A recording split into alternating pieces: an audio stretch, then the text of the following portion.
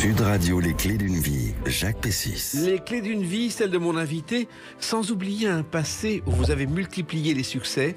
Vous avez choisi aujourd'hui d'évoquer le présent dans un livre afin de mieux préparer notre futur. Bonjour Véronique Jeannot. Bonjour Jacques Pessis. Vous avez accueilli tout au début les clés d'une vie. Vous voyez, on a changé de studio, l'émission a évolué. C'est magnifique. C'est le nouveau studio de Sud Radio. Magnifique. Et ce qui est magnifique aussi, c'est ce livre, Le présent est mon refuge, votre nouveau livre chez XO Éditions. Un livre qu'on va évoquer bien sûr, puisque c'est le principe des clés d'une vie, après avoir évoqué votre parcours à travers des dates clés, parce qu'il y a tellement de choses dans votre parcours qu'on pourrait faire 10 émissions. Alors la première date que j'ai trouvée, c'est le 14 mars 1975. Écoutez ce générique. C'est votre premier au théâtre ce soir. Vous êtes dans la distribution de La Grande Roue de Guillaume Hanoteau. Oui, ah là là, je m'en souviens bien. Oh, j'ai eu un trac, mais un trac ce jour-là. J'étais derrière la porte et avant mon entrée en scène, j'ai cru que j'arriverais jamais à l'ouvrir. Tellement j'avais le trac. C'est monstrueux. C'est une histoire qui se passait en 1912, je crois. Oui, il y avait des costumes magnifiques. C'était au théâtre ce soir. Les costumes sont de Donald Carwell, les décors de Roger Hart. Ça, c'était tout le monde connaissait cette phrase. C'était vraiment bien au théâtre ce soir. Et c'était vos débuts au théâtre ce soir, justement, avec un planning très serré, parce que je crois qu'on répétait la pièce en 3 semaines. Ah oui, on répétait en 3 semaines et on jouait. On avait vraiment l'impression de se lancer dans le vide un peu quand même quand on n'était pas du tout sécurisé. Et puis en plus, c'était vos débuts. Ben oui, j'avais déjà eu une expérience au théâtre. J'avais joué Agnès dans l'école des femmes. Tout à fait. À Genève et c'était ma deuxième expérience, mais avec si peu de préparation, c'est vrai que c'était un peu. Et puis bon, c'était filmé, donc forcément c'était vu par des milliers de gens et c'était un petit peu stressant. Voilà. Et le public, c'était extraordinaire. Il y avait les dames qui étaient là tous les jeudis soirs pour l'enregistrement. Les places venaient de la Sécurité sociale qui offrait aux retraités des entrées pour au théâtre ce soir. Ah, je me souviens pas de tout ça. C'est étonnant. Et ça a été un succès phénoménal. Alors, finalement, c'était votre école de la vie parce que vous n'avez pas eu de cours d'art dramatique comme d'autres comédiennes, Véronique Jeannot. Non, moi, on va dire, j'ai appris sur le tas, comme on dit. Sur le tas, sur le taux. Les deux. Voilà. Parce que oui, donc ça a vraiment été l'école de la vie, de l'expérience et c'est les découvertes successives qui ont été mon école en fait. Et c'était parce que vous auriez pu faire le conservatoire, mais vous n'aviez pas le temps. Mais en fait, c'est même pas une question de temps, c'est que moi, quand j'ai commencé, c'était pas mon souhait d'être comédienne. Je voulais être vétérinaire ou prof d'anglais, moi, dans mes rêves. Donc là, je me destinais au professorat d'anglais, ce qui n'a quand même rien à voir. Et ça a été l'occasion donc de faire le Jeune Fabre. Et puis derrière, on m'a demandé d'aller au théâtre. Et là, jusque-là, c'était tout à fait compatible parce que j'étais à l'école le jour, j'étais à Annecy, et le soir au théâtre à Genève. Donc on partait avec maman en voiture et ça allait. Tout ça était totalement compatible. Et en fait, quand on m'a demandé après un moment de faire Paul et Virginie, donc là j'avais 16 ans, et j'ai eu à choisir entre ma rentrée en première à 4 ou partir faire Paul et Virginie. C'est là qu'était la bascule. Et je me suis dit, c'est quand même quelque chose qui est difficile de, incarner Virginie c'était un roman magnifique, c'était une histoire d'amour sublime, ça se jouait à l'île Maurice, ça se tournait à l'île Maurice. Et on va en parler d'ailleurs tout à l'heure de Paul et Virginie, mais surtout. Et j'ai eu la chance d'avoir des parents qui m'ont dit, on te suit. Oui, c'est un privilège. Bien sûr. C'est une grande chance parce que si j'avais dû me battre c'est pas pareil. Alors que là, j'ai des parents extraordinaires qui m'ont dit, quoi que tu choisisses, de continuer l'école ou de tenter ta chance dans la comédie, on est avec toi. Quel cadeau. Et puis, l'école des femmes que vous avez joué, finalement, c'est un sujet qui vous touchait déjà à cœur, c'est la place de la femme dans notre société, Véronique Jeannot. Alors, je dois dire qu'à l'époque, j'étais pas particulièrement éveillée sur le problème, ni concernée. Je pense que plus ça va, plus on est concerné par des vrais problèmes de société. Moi, j'avais 15 ans quand j'ai fait l'école des femmes. Je me rendais pas compte. Moi, j'étais dans mon sport, l'école. J'ai vécu une vie absolument privilégiée. L'ouverture sur un métier que je découvrais. J'étais pas consciente de ça. Et je ne sais pas non plus si vous avez mesuré l'importance de la pièce que vous avez jouée tirée d'un film de Paul Newman, qui était de l'influence des rayons gamma sur le comportement des marguerites. Eh ben, non. J'ai certainement pas. J'ai vraiment une chance folle. Je veux dire, moi, j'ai eu la chance de faire partie des élus, et ça, c'est vraiment. C'est pour ça que ça m'est difficile aujourd'hui même de conseiller ma fille, parce que je dis, ne me prends pas, surtout pas, comme exemple. Prends-moi comme exemple sur la façon dont j'ai géré peut-être un succès, dont j'ai géré ma vie, mais pas comme exemple professionnel, parce que les faits sont arrivés sur mon berceau et ils ont mis des coups de baguette magique. Hein. C'est clair. Ah, quand on voit sur l'INA la liste des feuilletons que vous avez tournés, c'est impressionnant. Et puis, il y a eu une autre aventure importante au théâtre, et je crois que vous considérez Line Renaud comme votre maman bis, c'est plein feu. Oui, alors, Line, elle était incroyable. Alors, Line, ça a été une découverte, parce que, évidemment, pareil, je connaissais pas... pas bien ça. Enfin, elle débutait au théâtre dans Plein Feu. Oui, et elle débutait et personne n'y croyait. On disait, oui. En cabane au Canada, c'est comme ça que ça finira. Et oui, exactement. Parce que c'est toujours difficile de changer de registre. Donc, elle passait de meneuse de revue au Casino de Paris, tout d'un coup à la Comédie, Plein Feu. C'est vrai que c'est différent. Mais Line, elle a d'abord, c'est quelqu'un qui a une volonté, qui a quelque chose que non, pas beaucoup de jeunes aujourd'hui. C'est la volonté, mais comment ça s'appelle, la conscience professionnelle. Et elle a cette conscience professionnelle qui est évidemment la marque de tous les gens qui ont fait l'école du spectacle au niveau où elle a pu le faire. Comme a pu le faire aussi Nicole Croisy, il y a une certaine, parce que j'ai joué aussi avec Nicole Croisy plus tard. C'est une discipline, une exigence du travail, et un respect du travail incroyable. Et ça l'est plus tellement dans la jeune génération. Mais quand on voit justement Line Renaud à la barre tous les matins pour préparer la revue, on sent le travail que ça représente. Mais bien sûr, mais on n'est pas à ce niveau de performance sans avoir une discipline d'enfer. Et elle vous a appris beaucoup de choses pendant cette pièce, Véronique Jeannot, Line Renaud? Je l'ai observée et appris, non. Mais elle m'a renforcée sur des choses dont j'avais déjà conscience. L'importance du courage, de la remise en question, et combien c'est important de pas avoir peur. Parce que Line, je dis pas qu'elle avait pas le trac, parce que forcément elle avait le trac, mais c'est quelqu'un qui avance. Elle a jamais cessé d'avancer dans sa vie et jamais cessé d'être courageuse, d'être accrocheuse, de faire confiance. Et en même temps, il y a une chose qu'elle m'a appris, c'est l'importance de cultiver ses relations, ce que je n'ai absolument jamais su faire. Mais elle était incroyable. Dans sa loge le soir, j'ai vu passer la terre entière. J'ai vu quand même Grégory Peck dans sa loge. J'ai vu Grégory Peck parce que ça m'a marqué, cet homme incroyablement grand, prestigieux. Quand même, c'est le cinéma américain. J'ai vu Chirac combien de fois dans sa loge, qui était extrêmement chaleureux et sympathique. Et nous, tous les soirs, avant la représentation, on faisait Perruche. Avec Nicole Jamais et Line Renaud, on faisait Perruche. C'est-à-dire qu'on papotait de tout, de rien. On se mettait en confiance, en fait, mutuellement, pour se préparer à la représentation. On a vécu des grands moments de complicité avec Line. Et c'est vrai que je l'appelais maman bis, parce qu'elle avait l'âge d'être ma mère, et que elle était formidable, elle était très inspirante, Line, de par ce qu'elle était, de par tout ce qu'elle irradiait, en fait. De générosité aussi. Oui, tout à fait. Ça, dès qu'il y a une cause à défendre, elle est là. Oui. Et dans un genre différent, vous avez joué avec Jean-Luc Reichmann aussi. Personne n'est parfait au théâtre. Oui. Ça, c'est quand même l'opposé. C'est pas un comédien de théâtre, c'est un animateur de télévision. C'est pas l'opposé, dans le sens, ce sont des gens de cœur. Donc Jean-Luc est quelqu'un qui a bon cœur, qui a un grand cœur, et c'est un fidèle aussi. Donc il y a quand même des ressemblances. En tout cas, la ressemblance, elle est forcément là. Mais oui, bien sûr que c'est à l'opposé dans la façon dont la vie s'applique, en fait, dans la vie, puisqu'il y en a un qui est en radio, en télé, essentiellement en télé évidemment, mais c'est pareil, c'est quelqu'un qui se remet en question, qui lâche jamais l'affaire, Jean-Luc, parce que il avait envie de faire de la télévision, il avait envie d'être acteur, il s'est donné les moyens d'y aller sur un premier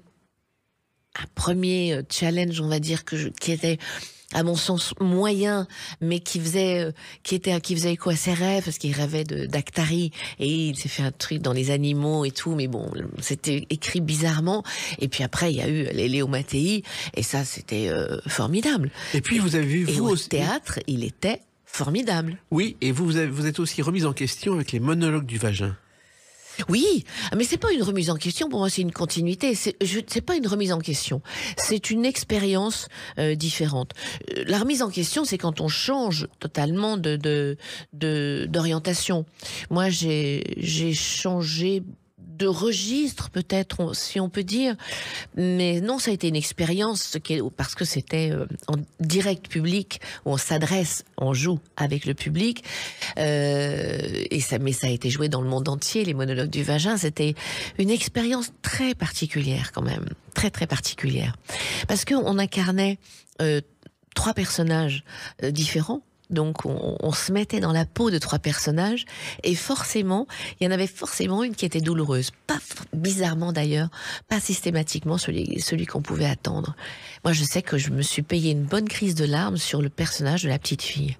Je n'explique toujours pas pourquoi, parce que j'ai été une petite fille gâtée, privilégiée, et pourquoi c'est cette petite fille qui m'a amené les larmes et qui m'a fait fondre en larmes à un moment où je ne m'y attendais pas. De toute façon, c'est des remontées ou je ne sais pas, croire que c'était d'une autre vie, je n'en sais rien, mais c'était particulier quand même.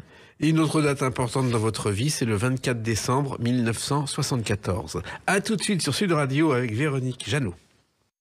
Sud Radio, les clés d'une vie, Jacques Pessis. Les clés d'une vie, celle de mon invité Véronique Jeannot. Nous parlerons tout à l'heure de Le présent est mon refuge, chez XO Éditions, votre nouveau livre.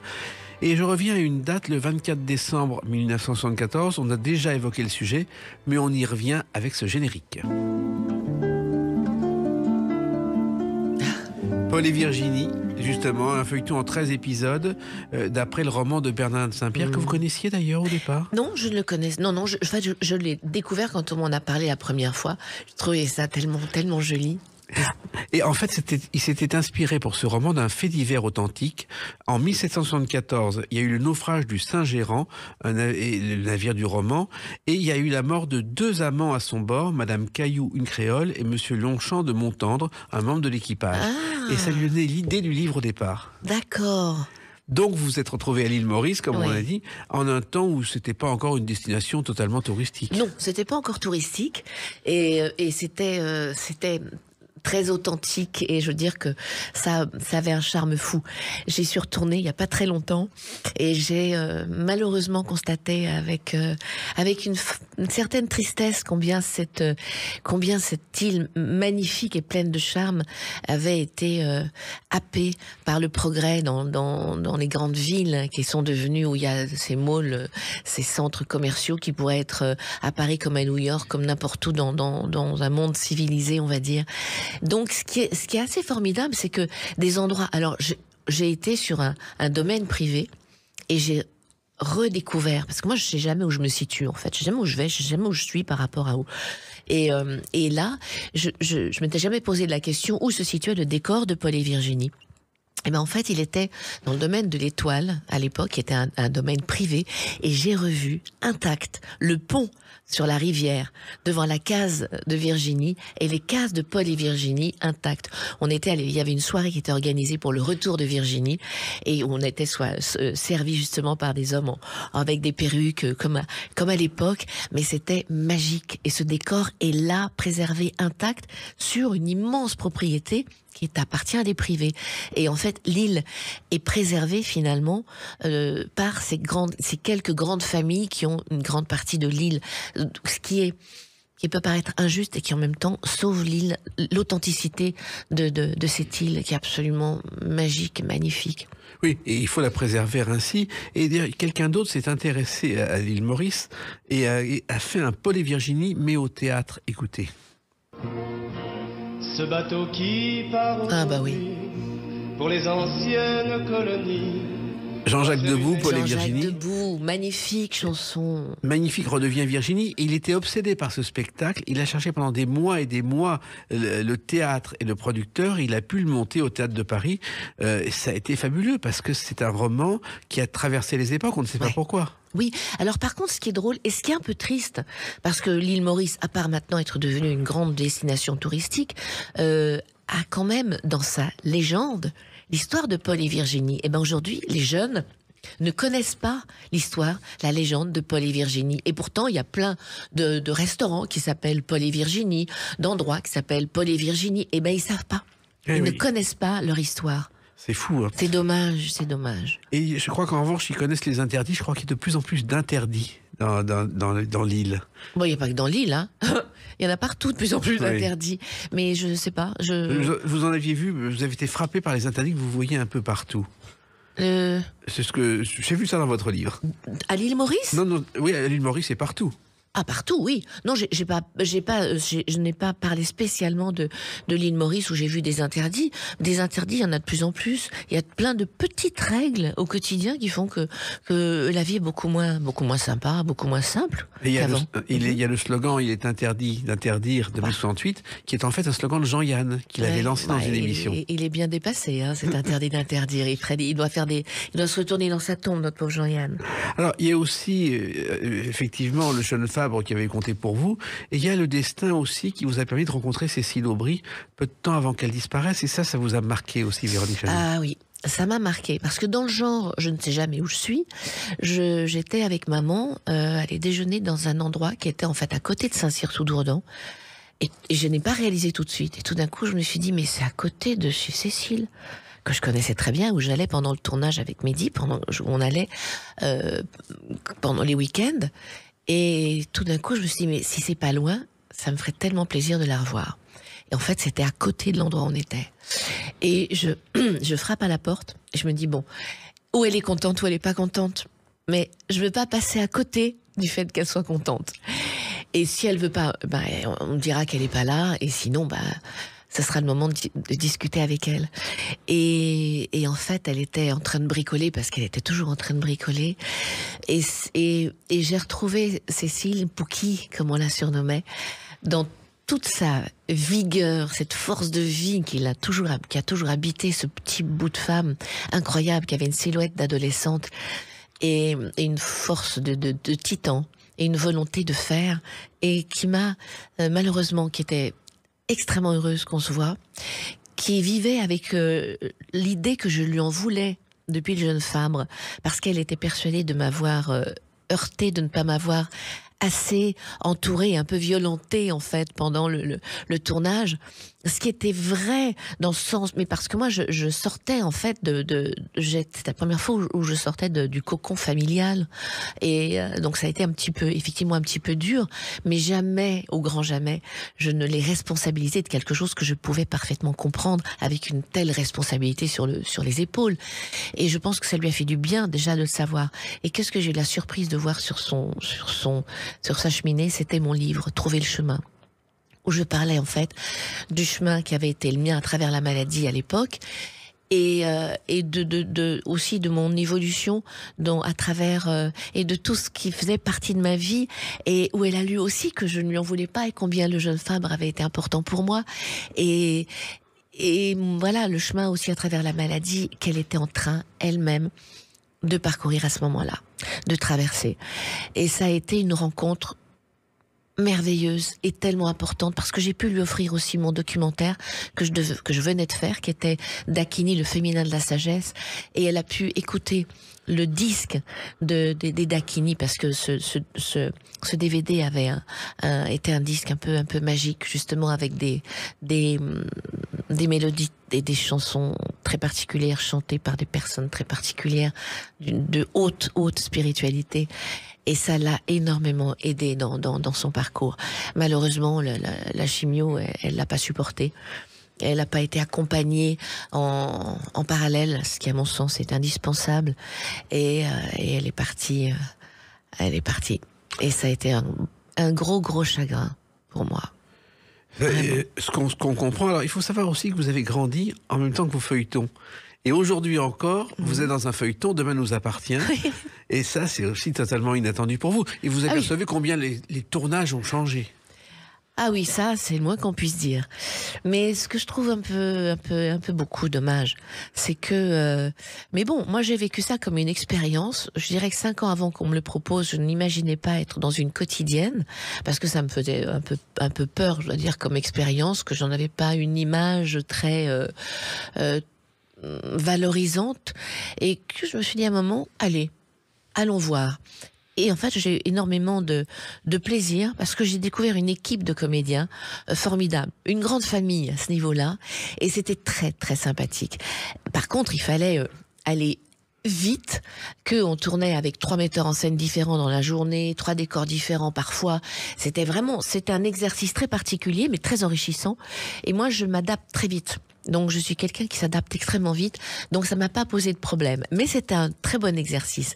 Alors, par contre, c'est sûr que il faut pas attendre beaucoup d'attention, parce qu'il y a pas le temps. Et qu'il faut du temps pour avoir des attentions, que la production brasse tellement de choses que les notions, moi j'ai toujours été habituée avant à beaucoup de respect, parce que j'étais une grosse vedette de la télévision, mais là il n'y a pas de respect pour un passé, pour un parcours. On est dans le même panier que tout le monde, et donc c'est aussi une grande leçon d'humilité, ce qui me pose pas de problème. Et voilà, il faut juste... Et ça, je le sais dans la vie. Il faut pas s'attarder aux choses qui ne vont pas. Il faut s'axer sur celles qui vont. Et du coup, tout va bien. Et ça a été vraiment du bonheur d'être sur cette série. Et un autre moment de bonheur, vous l'avez vécu le 29 août 2008. On en parle dans quelques instants sur Sud Radio avec Véronique Jeannot. Sud Radio, les clés d'une vie, Jacques Pessis. Sud Radio, les clés d'une vie, mon invité Véronique Jeannot. Nous parlerons tout à l'heure de ce nouveau livre, Le présent est mon refuge, chez XO Éditions.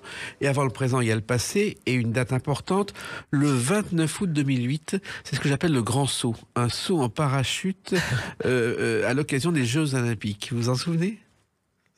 À l'occasion des Jeux Olympiques en Chine, vous sautez en parachute avec le drapeau du Tibet. Ah oui, parce que je voulais être solidaire du peuple tibétain, de la cause tibétaine qui me touche profondément, que l'on oublie évidemment aujourd'hui parce que le Dalai Lama ne parcourt plus le monde. Et moi, j'ai eu envie d'aller en fait là où j'étais le plus inconfortable, c'est-à-dire dans le monde de l'air, de l'espace. Je faisais pas partie de ceux dont le fantasme était de sauter en parachute. Pas du tout. Moi, je suis quelqu'un de la terre. C'est la terre qui me rassure. La mer, ça peut aller. Mais alors, l'espace, pas du tout, pas du tout, pas du tout, même si j'ai chanté aviateur. Donc, je dois dire que jusqu'à ce que le rideau du petit avion s'ouvre, ça allait. J'étais juste à la joie d'une expérience et tout. Et quand le rideau est monté, là, je pense que j'ai eu une des peurs de ma vie. J'ai senti le sang qui quittait mon corps. Je me suis fait Om Tare Tutare Tore Sowa, Om Tare Tutare Tore Sowa, qui est le mantra de l'énergie féminine de Tara. Et j'ai dû le faire 20 fois, 30 fois, je ne sais pas, avant de sauter. J'étais morte de peur. Je pense que je n'aurais pas eu Mario Gervasi, en l'occurrence, derrière moi, qui m'a poussé en tandem à sauter, je crois que j'aurais pas pu. Là, il me dit bon, mets tes pieds contre la carlingue, mets ta tête contre mon épaule. J'ai fait ça, j'ai fermé les yeux, j'ai dit Inch'Allah, c'est trop tard, on y va. Et la deuxième difficulté, donc on sent qu'on part dans le vide. Et puis, la deuxième difficulté, parce que je les avais un petit peu cumulées, il faut dire, c'était la première étant de sauter, oui. La deuxième étant de pousser la pancarte qui représentait le drapeau tibétain, parce que la force du vent, c'est dingue, et je peux pas vraiment partie de ceux qui ont de la guimauve dans les bras. Je suis quelqu'un de plutôt sportif, mais là, ça a été, mais vraiment dur. Et quand il m'a tapé sur l'épaule pour dire, on a tout, j'ai enlevé la pression, je me suis pris comme une uppercut dans la poitrine en relâchant la pancarte. Et là, il a déployé le parachute. Mais je savais pas quelle était la marche à suivre, ou la marche qui suivait en fait sans moi, parce que tout s'est fait sans moi. J'ai vu mon pied passer devant moi tout d'un coup, et là j'ai dit, là il y a quelque chose de pas normal, mais c'est en fait le parachute qui venait de s'ouvrir, mais ça se fait, c'est extrêmement doux en fait. On n'a pas une sensation d'arrêt comme j'imaginais, pas du tout. Mais on part un peu comme un pantin désarticulé.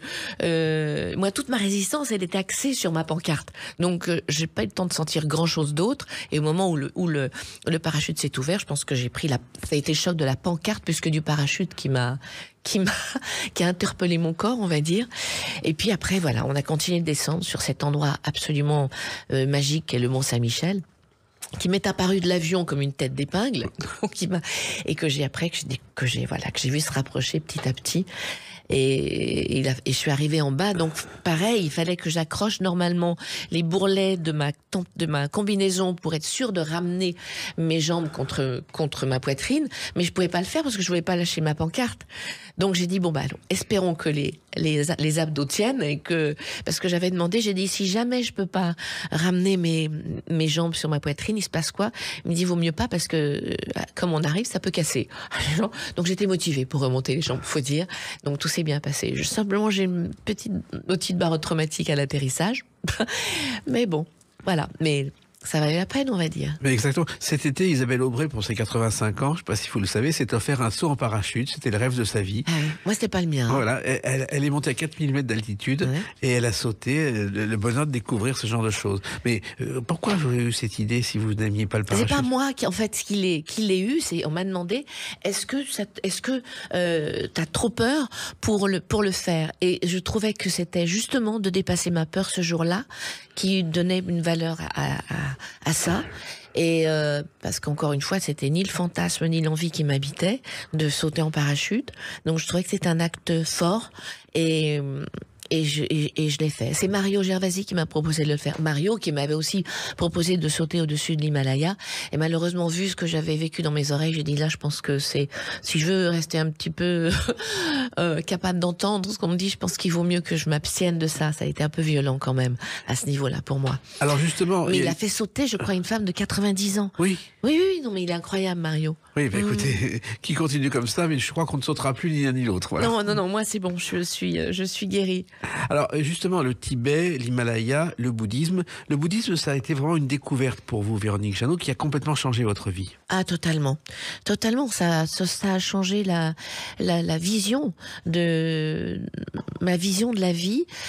Certainement alors, si je dis mon rapport aux autres, j'ai toujours été quelqu'un de sociable, je crois, de plutôt souriant, et j'avais pas de difficulté avec l'autre, avec les autres. Mais je dirais que ça a aiguisé une conscience de ça, et combien justement c'est important. Ce qui pouvait être spontané chez moi est devenu conscient, et je l'ai fait en conscience, en fait.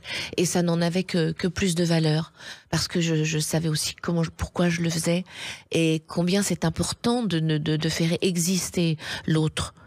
Et parfois d'exister pour l'autre. Ou de faire les choses pour l'autre. Et le bouddhisme est arrivé à un moment où vous en aviez vraiment besoin, moralement, Véronique Jeannot. Ah oui, c'est arrivé dans ma vie. En fait, il y a un livre qui a été une clé pour moi, qui était le prophète de Khalil Gibran. Quand j'ai été opérée quand j'ai eu on en a tellement parlé, un cancer à 22 ans, et où je savais que je ne serais pas plus, que je ne serais jamais maman, que j'aurais certainement une difficulté à avoir une famille. Ma vie était devenue tellement restreinte, on va dire. J'avais tellement de mal à exister dans cette maison de vie qui avait été la mienne jusqu'à maintenant, où il y avait plus du tout les mêmes repères, que quand on m'a offert le prophète de Khalil Gibran, et qui m'a ouvert la porte de la spiritualité. Et ça a été la découverte de ma vie, et ça a été ma clé, pour le coup, vraiment, ma clé de sortie et ma clé d'ouverture. Et j'ai découvert les enseignements bouddhistes, et ça a tellement, je souhaite à tout le monde de découvrir ça. Et c'est vrai que les livres que j'ai faits derrière ont été beaucoup pour inciter les gens à ouvrir cette porte, parce que ça change tout. C'est pas que ça change une chose, ça change tout. On ne se présente plus de la même façon à l'autre, parce que on est une autre personne quand on aborde l'autre, parce que d'abord on a une écoute différente, ça fait tomber des peurs qui sont souvent inutiles sur notre passage, ça nous donne une force différente, ça nous donne un regard beaucoup plus beaucoup plus aiguisé, beaucoup plus juste, peut-être beaucoup plus compatissant, beaucoup plus indulgent, beaucoup plus compréhensible, beaucoup plus fort aussi, beaucoup plus courageux. Parce que on voit aussi certaines choses comme finalement une grande farce. Et du coup, quand on aborde quelque chose de sérieux, si on le dédramatise, c'est beaucoup plus facile à aborder. Oui, et en plus, vous avez fait les choses à fond. C'est-à-dire que vous avez lu des livres, mais vous êtes parti aussi en Inde, au Népal, pour vraiment tout connaître. Vous avez vu des enfants tibétains. Ça a bouleversé complètement votre existence, Véronique Jeannot. Bien sûr que ça a bouleversé mon existence. La rencontre du peuple tibétain dans les lieux de l'exil, c'est-à-dire en Inde, au Sikkim, au Népal, je ne suis pas allée au Tibet. Et les images qu'il y a dans mon documentaire, c'est Priscilla Telmont qui avait, elle, refait la route d'Alexandra David-Néel, qui me les avait confiées. Ce qui a été un formidable cadeau, ce qui m'a permis d'avoir des images du Tibet et du peuple tibétain traversant le Tibet dans des conditions tellement difficiles pour rejoindre l'Inde ou le Népal. Et j'ai découvert justement j'ai beaucoup parlé avec des Rinpoché là-bas, c'est-à-dire des grands sages, des moines bouddhistes. J'ai découvert des femmes incroyables comme Jetsum Pema, comme Ama Adé, comme Dominique Marchal, qui était une femme occidentale, mais qui avait un parcours qui, pareil, a découvert le bouddhisme à un des moments les plus difficiles de sa vie, et dont ça a changé la vie totalement, et qui s'est totalement investi dans une clinique avec un célèbre Rinpoche aussi à l'époque, c'était Rabjam Rinpoche. Bon, je dis pas trop de noms parce que c'est pour plein de gens qui, si les gens ne connaissent pas, ils ont plus envie de les éternuer que de les articuler parce que on les connaît pas. Oui, mais il y a la langue aussi. Il faut leur parler dans leur langue, il faut apprendre quelques mots. Non, oui, enfin, mais alors, les quelques mots que je sais, ils sont vraiment restreints. Mon vocabulaire tibétain est très, très, très, très, très petit. Chun chun, ça veut dire petit. Non, c'est tachidele, qui veut dire bonjour. Mais c'est très, très respectueux. C'est vraiment très respectueux. C'est kusodeboyimbe, ça veut dire comment vas-tu? Ngadeboyin, ça veut dire je vais bien. Voilà, c'est des mots comme ça que j'avais appris. Je sais compter jusqu'à 10. Ouais, c'est vrai, ça reste quand même très, très, très restreint. Le plus important quand même dans vos voyages, c'est Mingmar, votre fille. Ah oui, mais alors, quand j'ai fait mon voyage en Inde et que j'ai fait tout ce documentaire sur le village d'enfants tibétains, le TCV, Mingmar n'était pas encore arrivée du Tibet. Elle était à 1 an, en fait, de faire la route périlleuse qui l'amenait du Tibet en Inde, où elle allait pouvoir être éduquée dans sa culture, qui était la culture tibétaine. Et en fait, quand j'ai créé mon association, au retour de mon documentaire, j'ai créé Graines d'avenir et j'ai à cette occasion parrainé 3 enfants. Un petit moine qui était avant, maintenant qui est à Drepung, un petit garçon et sa famille, et une petite fille orpheline qui venait d'arriver du Tibet et qui s'appelait Mingmar. Et je l'ai parrainée et 1 an plus tard, je suis allée la rencontrer. Et la rencontre a été extraordinaire. C'était ce petit bout de femme qui est arrivée dans sa petite veste rouge et que j'ai embrassée tout de suite. Alors je savais pas trop comment j'allais l'aborder, que j'ai pris par la main, que j'ai emmené avec moi à l'hôtel et avec qui j'ai passé une semaine à courir dans les rues de Dharamsala, à l'emmener au restaurant, lui faire découvrir plein de choses qui pour nous faisaient partie du quotidien, même la douche chaude. Pour elle savait pas que l'eau pouvait arriver chaude du robinet. Le TCV qui est extrêmement pointu, je dirais, au niveau de l'éducation, évidemment, les conditions de vie sont quand même très spartiates, et certainement le sont encore aujourd'hui, très spartiates. Et je suis retournée la voir pendant 7 ans, tous les ans, en Inde, et on a tissé ce lien qui a fait que quand elle est venue, elle, passer ses 2 semaines de vacances, on a décidé de rester ensemble, et 1 an plus tard, je l'ai adoptée. Oui, et on voit une très belle photo d'elle et de vous dans votre livre, Oui. où on sent tout son bonheur. Quand on pense que du temps de Joséphine Baker, il suffisait de faire un voyage, d'être Joséphine Baker et de rapporter 1 ou 2 enfants pour en avoir 12 à la fin, les temps ont quand même beaucoup changé. C'est très difficile aujourd'hui. Là, je veux dire que j'ai connu le parcours du combattant. Ça a été difficile. Ah oui. Mais, Ah oui. mais le résultat est là et c'est ce qui compte le plus. Ah ben le résultat, il est magnifique. Et puis en fait, quand je dis je l'ai adopté, je pense qu'on s'est retrouvés et que bon, c'est moi qui avais la main et qui l'ai adopté, mais je dis qu'on s'est choisi dans une autre dimension. C'est l'univers qui nous a réunis. Ben nous, on va se retrouver dans quelques instants avec une autre date, le 12 octobre 2023. À tout de suite sur Sud Radio avec Véronique Jeannot. Sud Radio, les clés d'une vie, Jacques Pessis. Sud Radio, les clés d'une vie, celle de mon invité.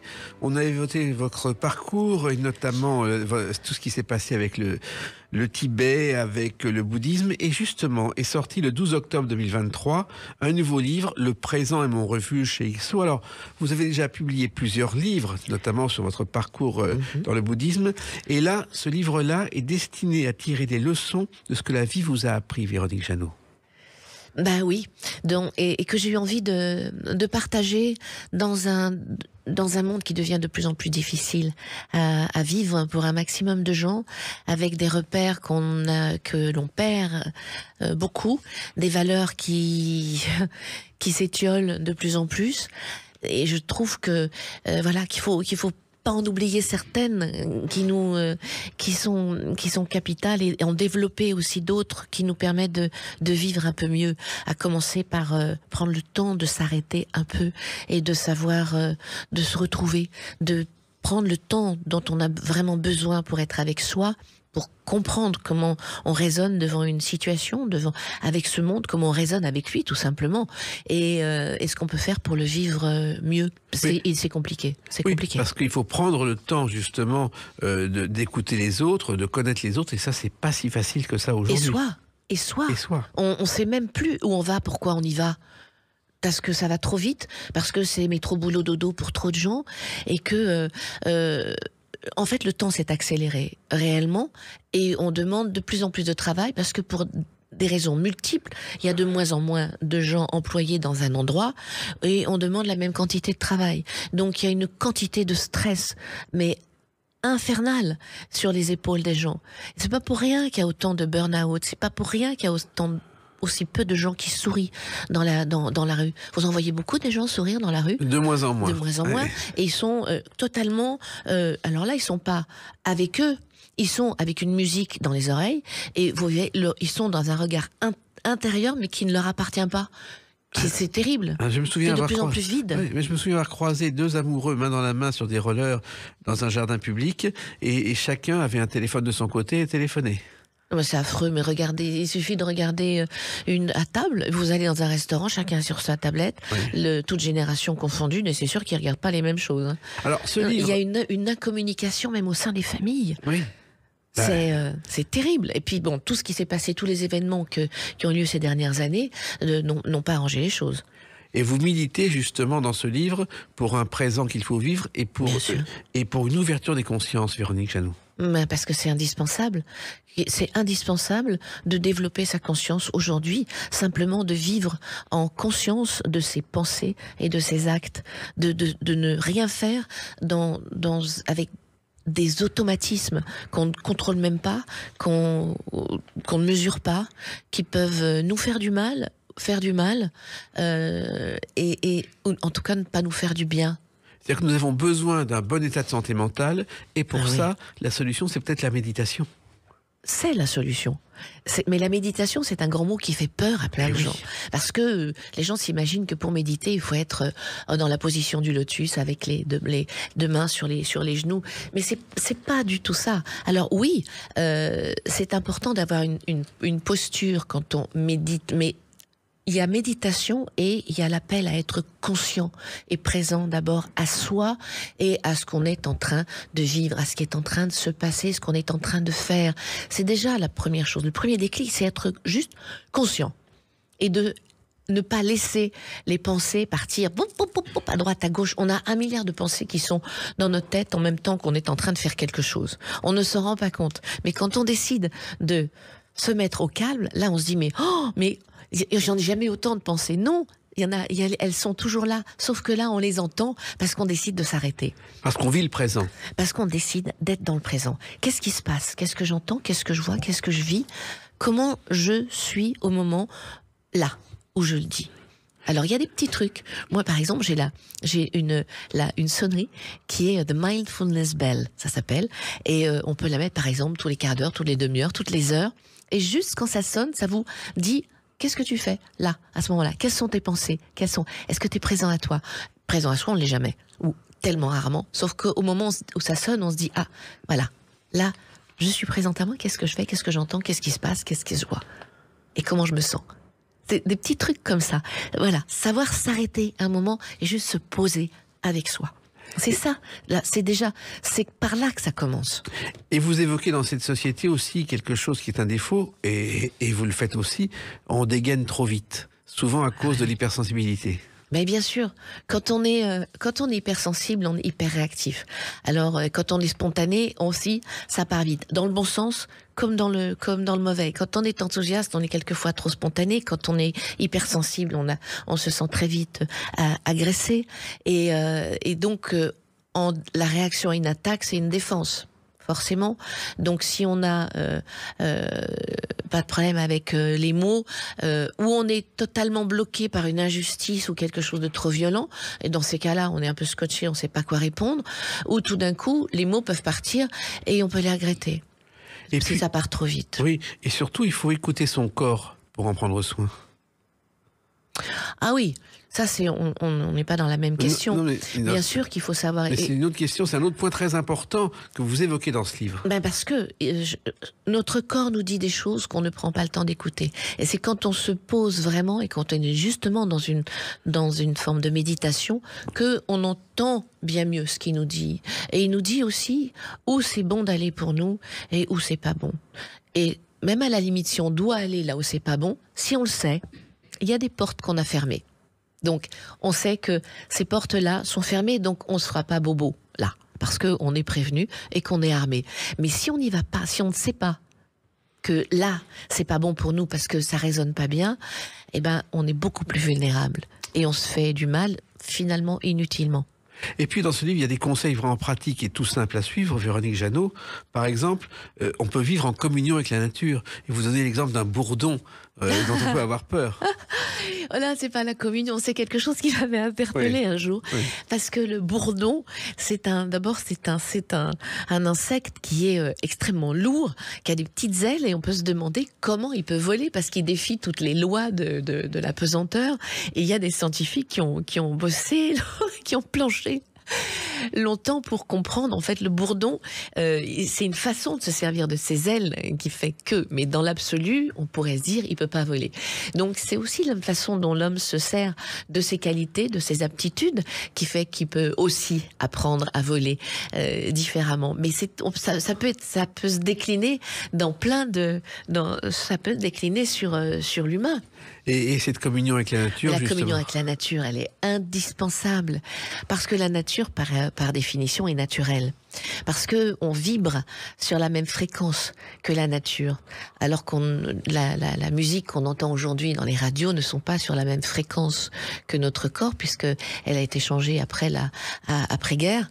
La fréquence de la musique a été changée. C'est plus la même que Beethoven, Molière, n'importe quoi, Mozart et ces grands musiciens de l'époque. C'est pour ça que la musique classique en fait apaise beaucoup plus et beaucoup plus en harmonie finalement avec que peut l'être le hard rock ou ces boucles. J'ai du mal à dire ces boucles musicales parce que franchement ce que j'entends la plupart du temps dans des magasins ou des centres quand j'y vais, ça n'a rien de musical pour moi. Pas vraiment. La musique non. ça berce. les cœurs.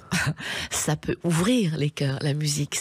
Mais là, franchement, ce que j'entends, j'ai vraiment du mal à appeler ça de la musique. Donc revenons à la nature. Oui, la communication, parce que moi je communique avec les arbres, avec les fleurs, parce que j'apprends à les regarder. Je les apprends tout simplement. Je respecte leur forme de vie, de communication. Quand on approfondit un peu le sujet, tout ça est vivant. Moi, je vis en conscience de faire partie d'un grand tout. Et c'est pour ça que j'ai un respect immense pour toute forme de vie, qu'elle soit animale, minérale, végétale, humaine, animale. J'ai un immense respect pour toute forme de vie. Donc, bien sûr, je souffre de ce qu'on fait aux animaux, je souffre de ce qu'on fait à la nature, je souffre de l'irrespect envers cette terre. Et vous avez sauvé un pigeon pendant le confinement? Pendant le confinement, non, alors pendant le confinement, j'ai fait mieux.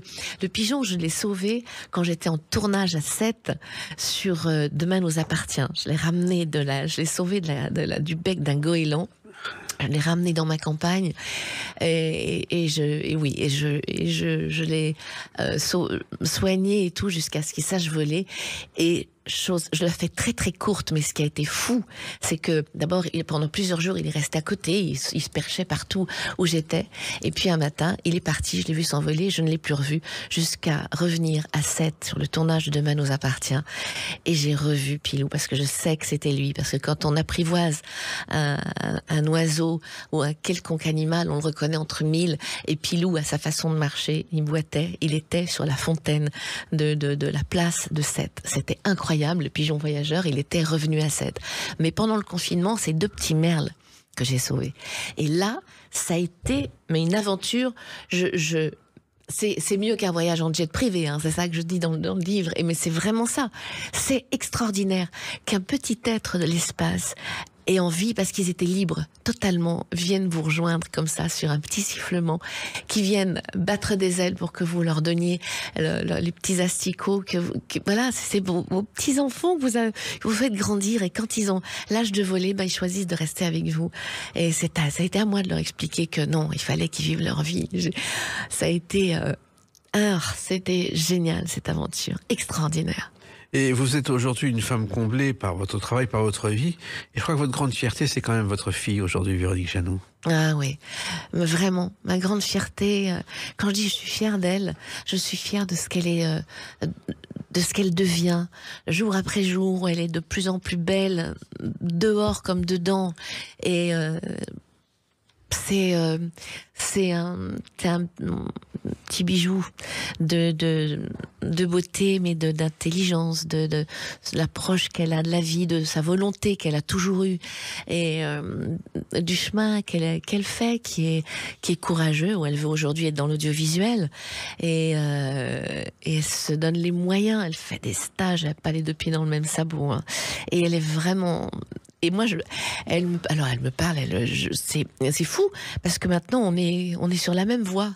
C'est incroyable, cette complicité qu'on a aujourd'hui. C'est dans la joie de se retrouver le matin, c'est dans la joie de se dire à tout à l'heure, c'est que de la joie maintenant, Migmar, et c'est merveilleux. Cette complicité, c'est merveilleux de la voir grandir comme elle grandit, elle est magnifique. Et puis vous vivez avec elle ce que vous appelez, et ce qui est urgent de vivre, c'est la symphonie du vivant. Oui, ah oui, la symphonie du vivant, c'est un livre absolument que je conseille de lire d'ailleurs. Comme aussi d'ailleurs le livre que je cite de Bruce Lipton, oui. La biologie des croyances. C'est 2 livres pour moi qui sont vraiment très très importants à lire, parce que il y en a un qui est de Joël de René et l'autre de Bruce Lipton. Et c'est 2 livres qui changent, pareil, le regard sur tout ce qu'on peut vivre, tout ce qui peut nous entourer aujourd'hui, y compris sur soi. Et la symphonie du vivant, mais elle est partout, la symphonie du vivant. On est entouré d'ondes, on est entouré de fréquences, on est entouré de musique. Tout a une musique. Et je parle, par exemple, aussi des protéodies. C'est une symphonie, les protéodies, c'est la musique des protéines. Et la musique des protéines, elle soigne justement la protéodie, elle en augmente la synthèse ou elle la diminue. Donc c'est certainement une des clés de la médecine de demain. Moi, je crois beaucoup, je parle beaucoup de la mémoire de l'eau, je parle de la médecine par les fréquences, parce que je pense que c'est réellement la médecine de demain. Oui, et c'est peut-être aussi le secret de votre éternelle jeunesse. Je ne sais pas si c'est le secret de mon éternelle jeunesse, mais en partie, certainement en partie. Je pense qu'il y a plein de choses qui jouent dans la jeunesse. Il faut la garder. Celle qui nous appartient, c'est celle qu'on nourrit de l'intérieur, en tout cas. Continuez à la garder ainsi, et puis je conseille à celles et ceux qui nous écoutent de lire Le présent est mon refuge chez XO Éditions et vos livres précédents, parce que c'est un amour de la vie dont on a plus que jamais besoin. Aujourd'hui, on est en résistance. Mais c'est dur aujourd'hui d'aimer la vie, parce que parce que on est entouré de mauvaises nouvelles. On allume la télé, c'est catastrophique. On écoute la radio, c'est catastrophique. Des émissions un peu bonne humeur qui nous font du bien. Et moi, j'écoute plus les informations parce que c'est trop plombant, c'est trop dur. On ne sait pas ce qui va nous tomber sur la tête demain. Alors aujourd'hui, franchement, plus que jamais, il faut essayer de cultiver la moindre petite miette de joie. Eh ben, la joie, c'est le présent et mon refuge chez XO Éditions. Merci Véronique Jeannot de l'avoir écrit. Et puis à bientôt, parce que vous n'allez pas en rester là. À bientôt. Les Clés d'une vie, c'est terminé pour aujourd'hui. On se retrouve bientôt. Restez fidèles à l'écoute de Sud Radio.